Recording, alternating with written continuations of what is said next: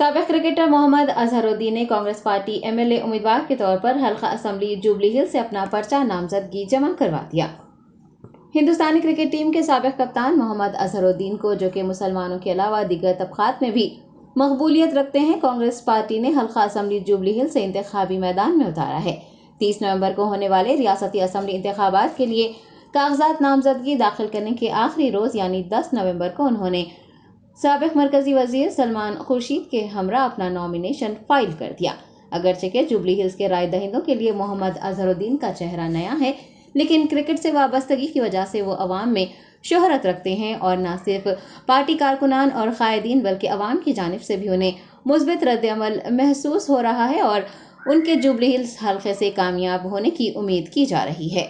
अजहरुद्दीन ने पर्चा नामजदगी के इदखाल के मौके पर मरकजी वजीर सलमान खुर्शीद के हमरा एक अजीमुशान रैली निकाली। रैली कृष्णकांत पार्क से निकाली गई थी, जो कि रोड नंबर 2 बंजारा हिल्स पर इख्तिताम को पहुंची। रैली में हजारों लोगों ने शिरकत की। रैली गुजरने के रास्तों पर मोहम्मद अजहरुद्दीन का पुरतपाक इस्तकबाल किया गया।